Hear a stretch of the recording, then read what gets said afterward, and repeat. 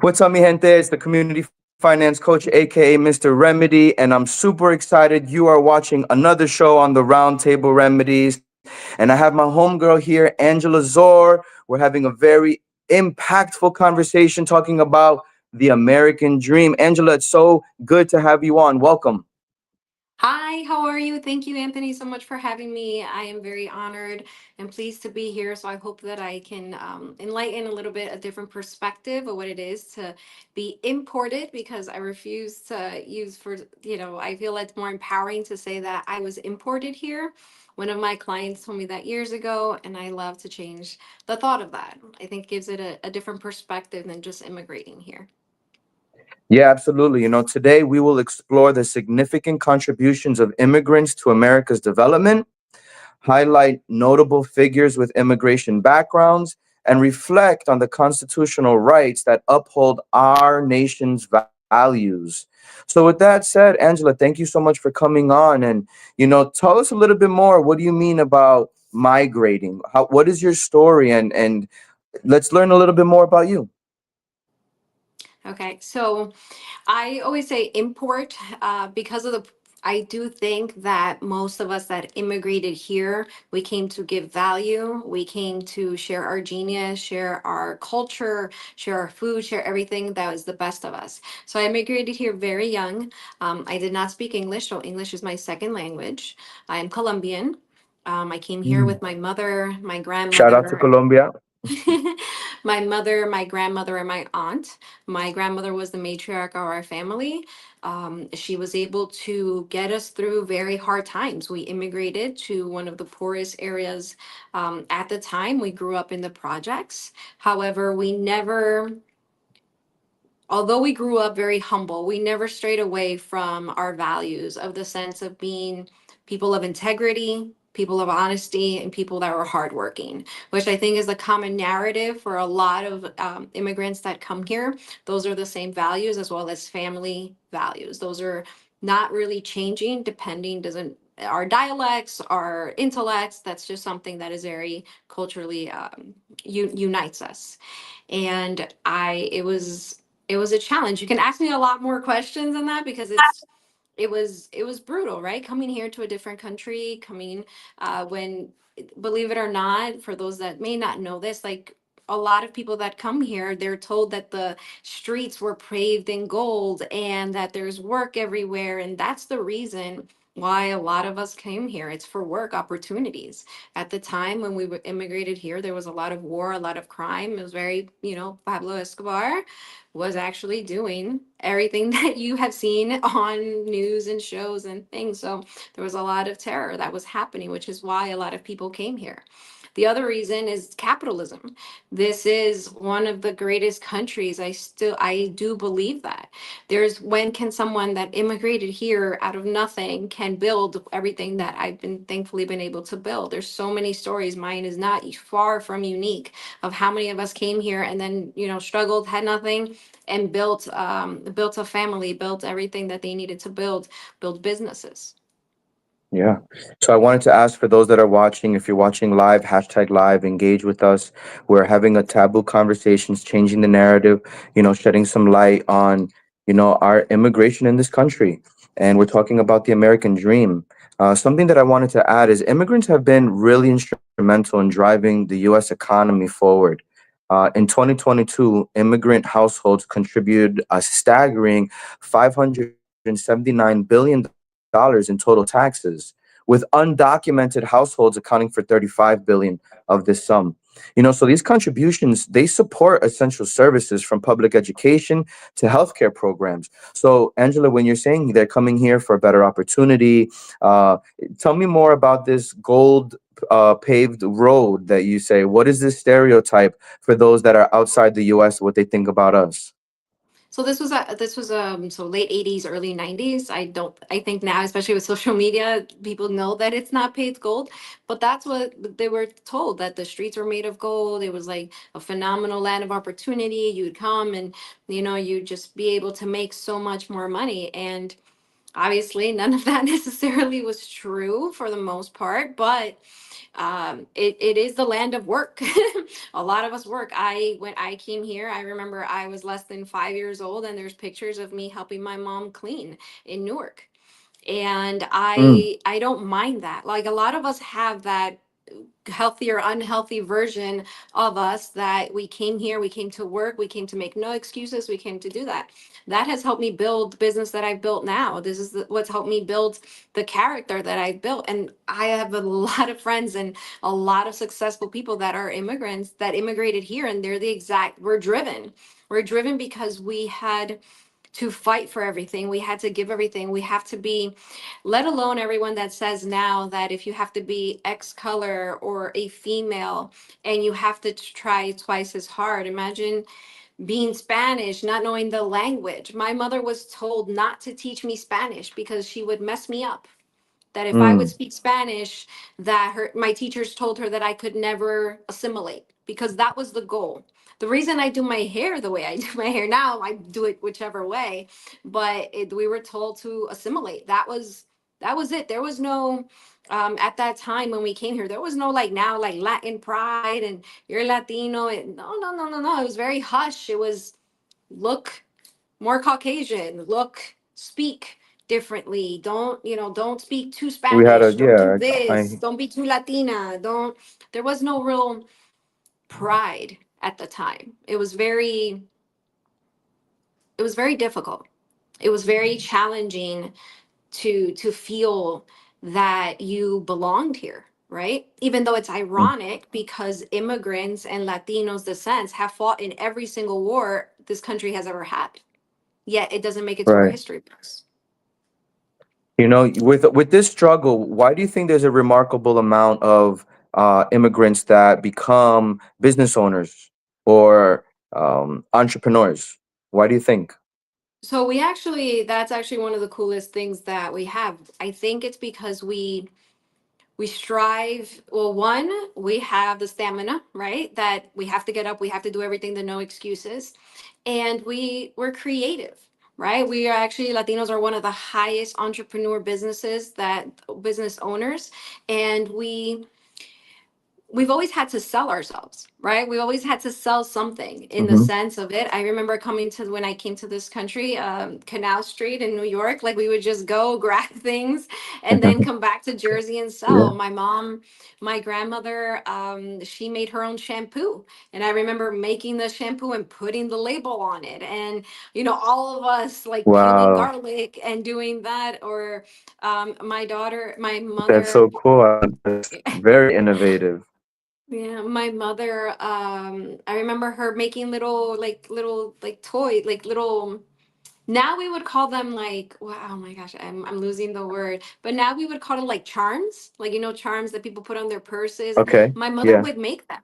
My mother would make them and she taught me how to make them.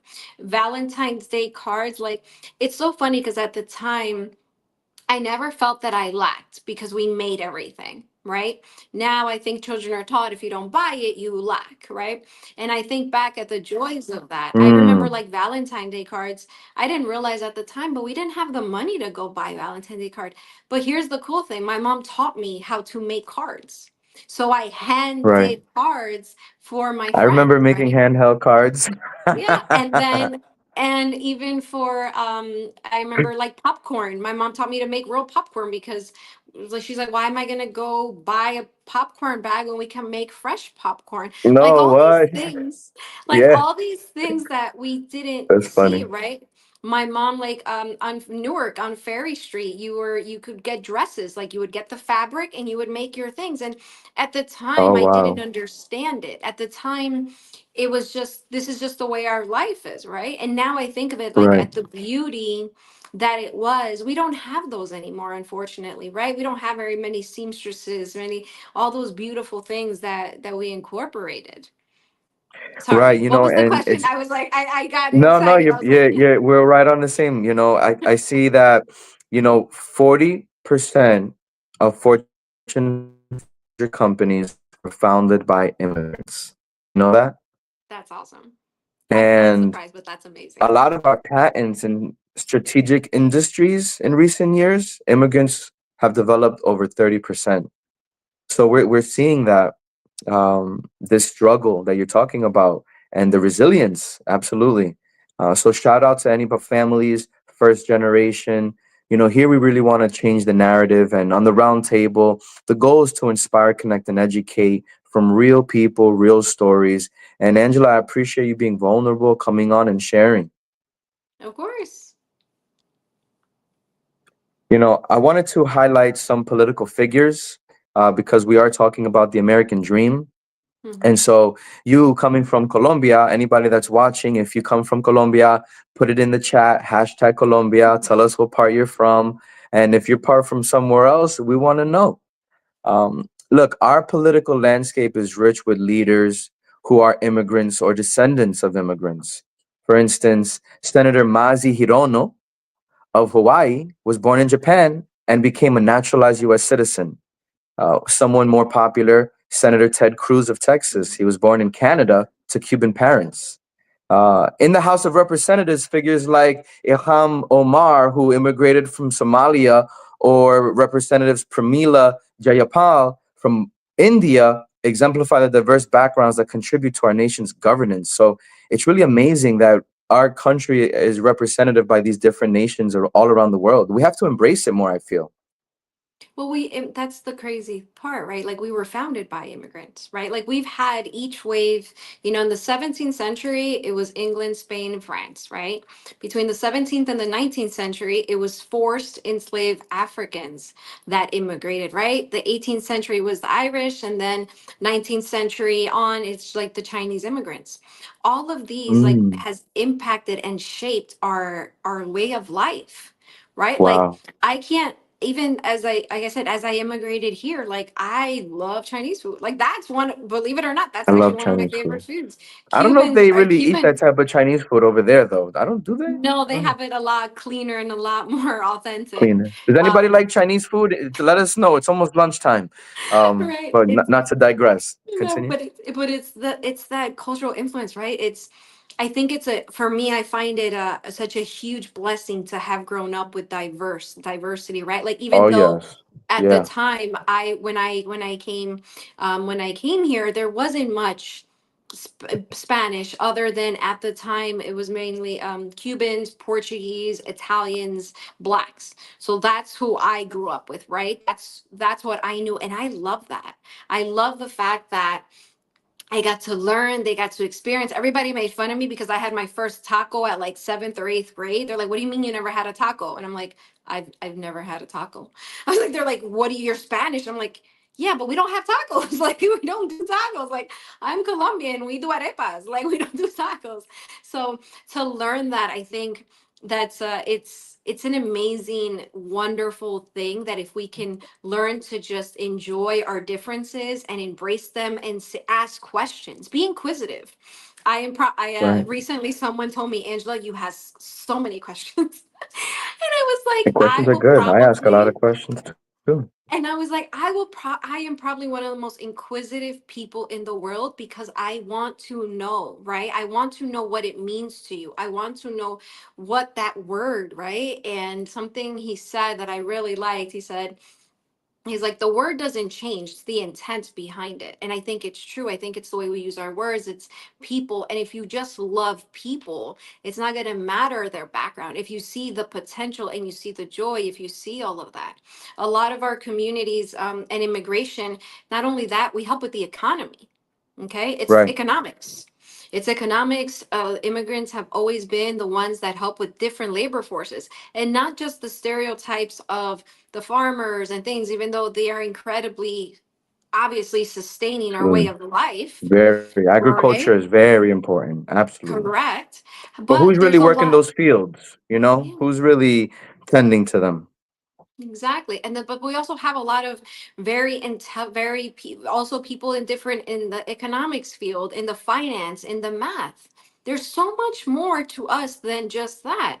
A lot of the time, the narrative is that we're doing it, that that's the only place that's going to suffer. No, construction, finance, medicals, nursing, all of that would impact if this is not properly done. Another Yeah. economic growth happens with every migration period that happens. People want to grow. There's this hunger. Yeah, so with the One influx of everybody coming in, I mean, it was really easy to come in, and then having the process to kick them out abruptly, it kind of sends mixed messages. And, this conversation, again, is a taboo conversation. Let's talk about the American dream. We're not trying to disrupt what's going on in a sense. We're not trying to stop these raids, but we're trying to bring awareness of the conversation. And the U.S. Constitution enshrines rights that protects all individuals within our borders. And the 14th Amendment guarantees equal protection for everyone, regardless of race, religion, ethnicity, Anthony, you froze. well, You froze a it little. guarantees Sorry. equal protection. So Mhm. we want to make sure that this conversation doesn't go left field. We're not trying to offend anybody. We're trying to embrace different cultures, And so I always have a call to action, Angela, for those that are watching. What would be your call to action for the viewers that are watching?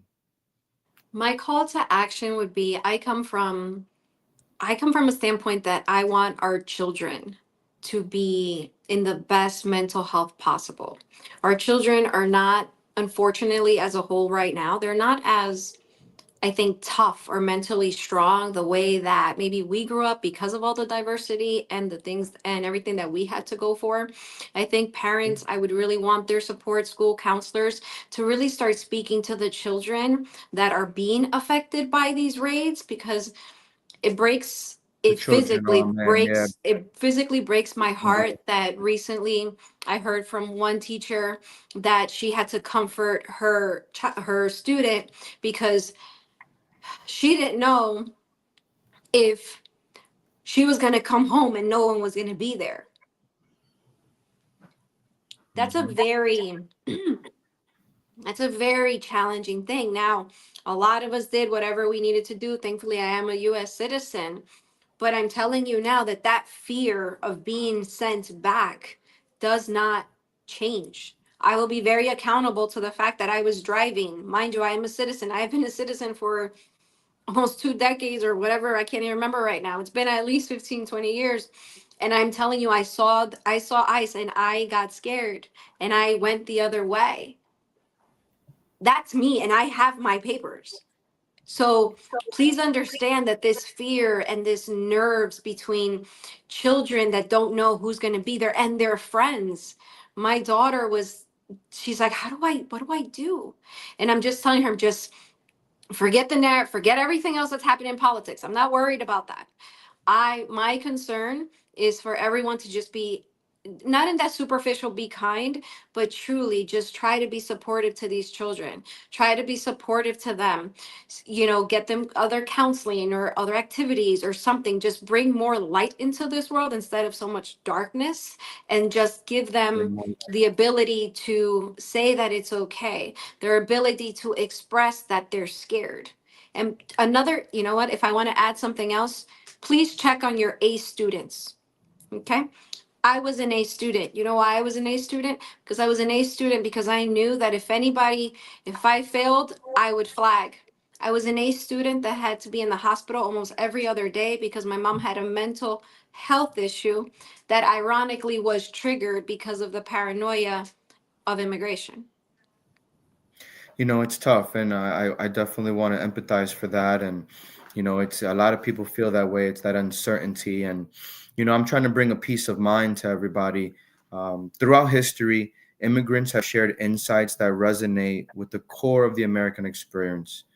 President John F. Kennedy, the great grandson of Irish immigrants, once reflected on the nation's immigrant roots, emphasizing the contributions and potential of those who come to America seeking a better life. So let's stop stereotyping and generalizing. Not everybody's from Mexico. Not everybody's from, China. Let's cut this division and racism. Let's start to embrace diversity. And I Yeah. think that if we continue to change the narrative, we're gonna enrich. Be enriched by the aspirations and achievements of immigrants and each other. Let's uplift each other, right? Let's encourage rather than discourage. Correct. And this isn't, please understand, this is not a Latino subject. This is not this is an everyone subject. I had one of my friends in high school when she immigrated here, she got sent to a sweatshop in New York. She was 14. Okay, so this is also like there's a lot of narratives and a lot of different people that are being affected. So I really wish people understand this is not just a Spanish immigrant issue. This is not just, there's many different cultures that are being impacted negatively. So it's not just a Spanish issue, it's a human issue right now. Right. So right now, Angela, we're going to the final thoughts part of the show. And so in the final thoughts, we kind of, rehash and wrap up and make sure we get everything off our chest. We're talking about the American dream. And I hope and encourage that if you were born here, you continue to take advantage, you continue to set goals, right? As a finance coach, I teach individuals about credit, understand the banking and credit. Angela, I know that you are in the real estate world, right? So if you're renting, let's figure out how we can help you buy. And so if we're using and leveraging our resources and we're putting each other first, obviously we have to work together, and anything we can accomplish anything. So Angela, what are some of your final thoughts on today's show? Final thoughts. So thank you again for having me, Anthony. I appreciate it. Final thoughts in the sense I continue to just promote mental health when it comes to our children, when it comes to those that are being affected by this immigration issue. Like I said, I shared my mother's mental illness was triggered actually from the paranoia of immigration because it was incredibly scary for her. And I understand that. And now, as a mother, I couldn't fathom the stress that it would be to work, honorable work, right? Honorable work, bust your butt all day, and with the possibility that, God forbid, if you left that paper at home or something, you left your working papers at home, that you could not see your children. I can't even fathom. I wish there was more that we could do as a society, I think, but changing the perspective, please understand, many millions and millions of people are trying to get here the right way. I know a lot of people say, oh, well, they should do it the right way. I would really encourage you guys to do research of what it is to quote unquote do it the right way, because you have no idea how many people are being denied to get to this country properly. It's thousands and thousands of dollars that are invested. I've had families I know of my own personal family that tried to apply. They were nurses, doctors, and lawyers and were denied. These are Mhm. people that are working and they ended up going to Spain because, again, work. There's issues. There's a lot of turmoil in different countries. We are not the only country having immigration issues. Look, there's Sure. many countries, and I'm not going to go into that. If you look up, everyone's having their own issues, okay? And everyone has their own concerns, but a lot of it is driven by jobs. So immigration, I wish had any solution, which, I'm not going to get into that. I have my own thing, but I want people to realize that it's also an economics issue and a work issue, an innovation issue, the way it impacts our arts. And I really just, again, want to focus it more from a mental health standpoint, to just be incredibly supportive to families and friends and just give them that comfort that right now they're lacking. Let us recognize and honor the vital role immigrants play in weaving the fabric of America. Their contributions across all sectors have been and continue to be foundational to our nation's prosperity and identity. Angela, thank you so much for, carrying this baton with me, having this taboo conversation, changing the narrative. And thank you for the viewers that are watching. Thank you for staying with us. If you felt encouraged, please let us know. Again, this is about shedding light and awareness on the American dream. And as always, I like to close with a resilient quote by Walt Whitman: keep your face towards the sunshine, and the shadow will fall behind you. Go in grace, go in peace. Again, this is Anthony Rosa, Mr. Remedy. You are watching another show on the Round Table Remedies. Thank you for Bye. having me again.